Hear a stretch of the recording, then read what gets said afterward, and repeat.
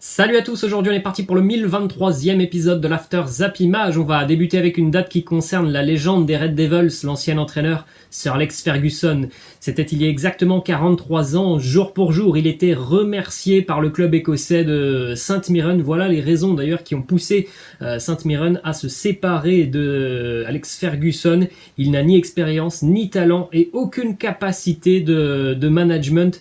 L'histoire aura donné raison à Sir Alex Ferguson, l'un des plus grands entraîneurs de l'histoire du football. Ensuite, on prend la direction de l'Olympique de Marseille et on jette un coup d'œil au dossier chaud du côté de l'OM. On s'active sur le mercato. Il y a déjà pas mal d'infos qui sont sorties depuis de nombreuses semaines, notamment le transfert de Jérémy Boga. L'Olympique de Marseille est en bonne voie pour engager Jérémy Boga, tout comme Matteo Guendouzi. Pour Thiago Almada, l'accord est tout proche avec le club de Vélez en Argentine. Pour Paul Lirola, c'est fait, c'est signé. On pourra aussi reparler peut-être dans quelques jours de Gerson, qui devrait donc peut-être signer le Brésilien de Flamengo. Ensuite, une déclaration d'Arkadiusz Milik qui nous dit « J'espère que les joueurs qui vont nous rejoindre auront toutes les qualités pour permettre à notre équipe d'être encore meilleure. » En tout cas, de ce que l'on voit sur ce début de mercato, des pistes qui sont ciblées par l'Olympique de Marseille, ce sont quand même plutôt des profils assez intéressants. Ensuite, information qui concerne le jeune Boubacar Kamara qui devrait donc quitter l'Olympique de Marseille, puisque voilà, la prolongation de contrat, elle n'avance pas du tout. Chelsea est très intéressé par Boubacar Kamara, et si jamais il quitte l'OM pour la Première Ligue, évidemment Marseille réalisera un très très gros coup financièrement, parce que voilà, Boubacar Kamara, il a quand même plutôt une belle cote et il pourrait donc permettre à l'OM d'engranger pas mal d'argent. Ensuite, du côté du FC Nantes, une petite information qui concerne Imran Louza qui s'est rendu à Londres en début de semaine pour visiter les installations du club de Watford, même si à l'heure actuelle il n'y a pas d'accord entre le FC Nantes et Watford. Du côté de l'Olympique Lyonnais, une déclaration de Raymond Domenech qui demande à Juninho, le directeur sportif de l'Olympique Lyonnais, de rester à sa place. Voilà la déclaration de Raymond Domenech qui nous dit « Tous ceux qui vont arriver tant qu'il n'aura pas eu son diplôme, eh bien ils auront des problèmes. Le vrai problème de l'Olympique Lyonnais maintenant, ce sera ce positionnement du directeur sportif qui veut être calife à la place du calife. » Ça, c'est un problème qui est récurrent chez tous les clubs où malheureusement il n'y a pas forcément d'entente et de cohésion entre l'entraîneur et le directeur sportif. C'était le cas du côté de Lyon entre Rudy Garcia et Juninho. On a peut-être même l'impression que c'était le cas aussi du côté du Paris Saint-Germain avec Thomas Tuchel et Leonardo. On a aussi l'impression que c'est en train de prendre vraiment le même chemin du côté du Paris Saint-Germain entre Leonardo et Mauricio Pochettino. Donc évidemment, tu ne peux pas travailler dans des conditions comme ça si évidemment les deux hommes ne s'apprécient pas forcément. Ensuite, toujours du côté de l'Olympique Lyonnais, ça concerne une ancienne légende du club, Chris, le policier. Je pense que vous vous souvenez tous de Chris, le défenseur de l'OL, un rock sur le terrain déjà depuis quelques années. Il a passé ses diplômes d'entraîneur, il a entraîné d'ailleurs du côté de l'Olympique Lyonnais dans les sections de jeunes, et je crois même qu'il a entraîné au niveau de la réserve. Eh bien, première aventure, on va dire professionnelle pour Chris. L'année prochaine, il sera entraîneur du Mans en national, le Mans qui a échoué cette année en 4e position du classement de national. Ensuite, information qui concerne aussi Habib Beye, le consultant de Canal, qui va donc intégrer le staff de Vincent Bordeaux, nouvel entraîneur du Red Star, là aussi en national. Voilà la déclaration d'Habib Beye qui nous dit « Je viens ici pour continuer ma formation et je suis ravi de pouvoir le faire au Red Star ». Du côté de Lille maintenant, les Dogs apprécient énormément le profil de Yacine Adli et le club serait d'ores et déjà entré en contact avec le joueur pour qu'il puisse s'engager sur ce mercato estival. C'est un joueur qui est quand même talentueux, c'est un joueur qui a du caractère, Yacine Adli, on l'a vu tout au long de la saison avec Bordeaux, il ne se cache pas. Je pense que ce serait plutôt une bonne nouvelle pour lui de rejoindre un club qui a quand même beaucoup plus d'ambition à l'heure actuelle que les Girondins de Bordeaux, qui végète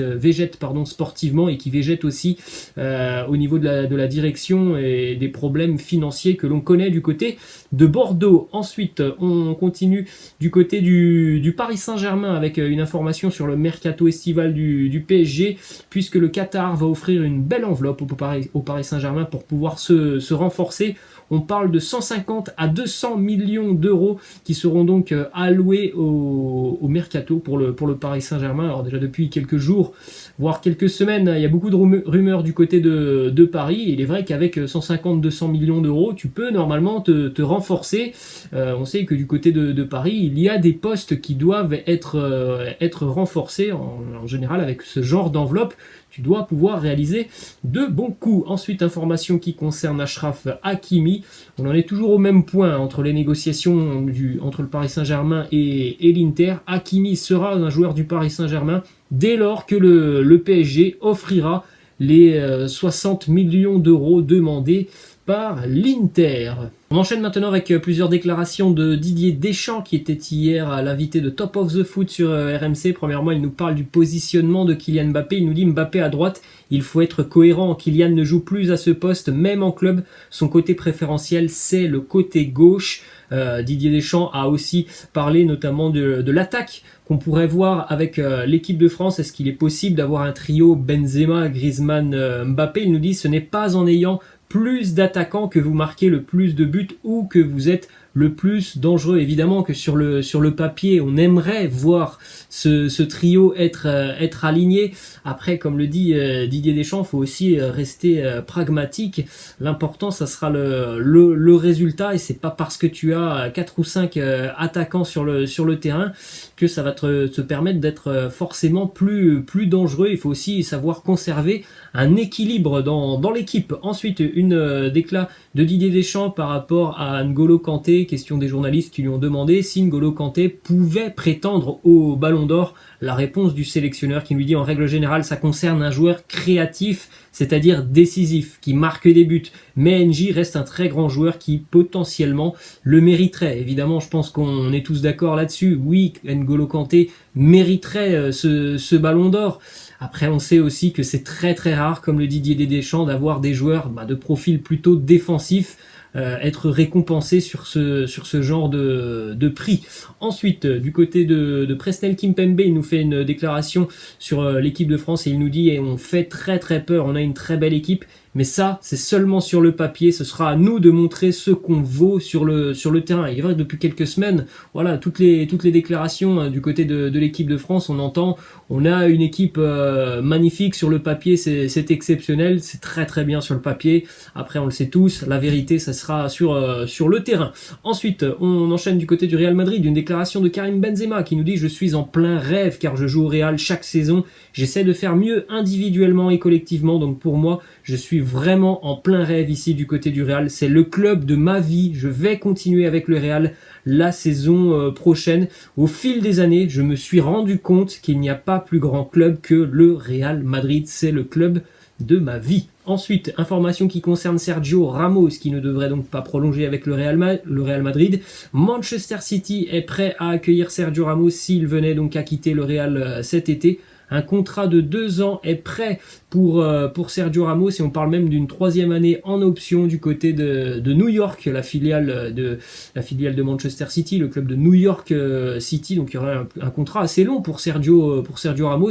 C'est ce qui l'intéresse, c'est ce qu'il aurait voulu avoir du côté du Real. Ensuite, une déclat de Eden Hazard qui nous dit « Je ne me vois pas ailleurs qu'au Real Madrid ». Donc il coupe court à toutes les rumeurs que l'on peut entendre depuis quelques semaines. Évidemment, c'est un joueur qui a eu de gros soucis du côté du Real Madrid, mais lui veut continuer avec les merengues. Information qui concerne Gareth Bale. Tottenham souhaiterait prolonger le contrat de Gareth Bale pour une saison supplémentaire. Donc je pense que si les deux clubs arrivent à trouver un terrain d'entente, eh ben ça sera parfait pour Gareth Bale, parce que à mon avis son avenir maintenant ne s'écrit plus du côté du Real Madrid. On enchaîne avec une information qui concerne le successeur de Zinedine Zidane. Depuis quelques jours, des contacts ont été noués entre Carlo Ancelotti et le Real Madrid. Des sources proches des négociations se montrent même plutôt optimistes. L'entourage de Carlo Ancelotti estime que c'est une option qu'il ne peut pas rejeter. On rappelle, pour la petite info, que Carlo Ancelotti a déjà entraîné le Real Madrid. Direction Barcelone maintenant avec l'officialisation de l'arrivée de l'attaquant argentin Sergio Agüero. Il a signé son contrat hier. Le Kun qui va donc jouer vraisemblablement avec Lionel Messi l'année prochaine. Un contrat jusqu'en 2023 pour Sergio Agüero, clause libératoire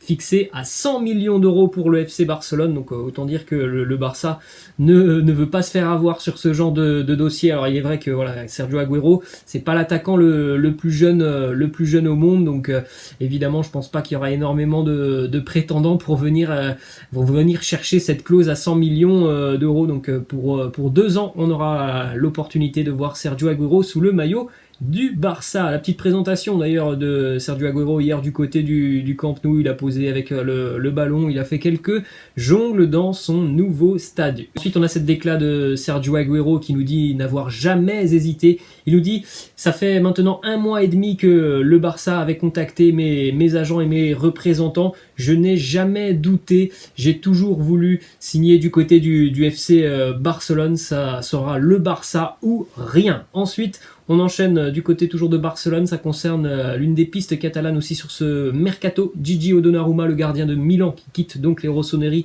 sur ce mercato estival. Pour le moment, le Barça n'a pas entamé les négociations avec Gigi Donnarumma. On rappelle que le Barça est intéressé, le Paris Saint-Germain, mais aussi la Juventus. Autre déclat d'un joueur qui est pisté par le Barça, Georginio Wijnaldum, qui fait un appel du pied au club européen. Il nous dit « Je ne peux pas nier les discussions avec le Barça, mon contrat prend fin et c'est une situation intéressante pour de nombreux clubs. » Donc voilà, il ne ferme aucune porte, Georginio Wijnaldum. En tout cas, ce que l'on sait, c'est qu'il ne sera pas à Liverpool l'année prochaine. Du côté de Tottenham, une déclaration de Moussa Sissoko qui nous dit « Aujourd'hui, je ne ferme aucune porte pour mon avenir. » Car comme je l'ai déjà dit, ça a été une année difficile pour moi en club. Je veux aussi voir ce que le club décidera.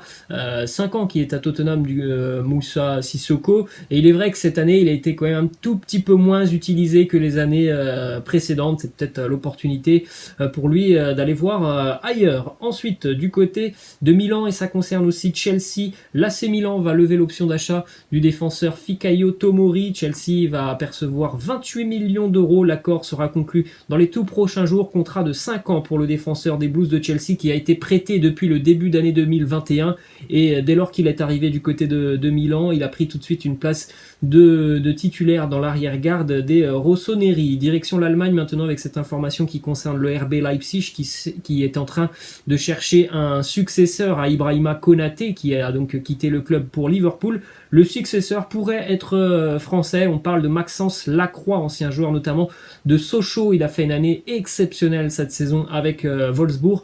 Le VfL Wolfsburg demande 30 millions d'euros pour Maxence Lacroix. Ensuite, on continue du côté de l'Angleterre avec la renaissance pour le club de Blackpool.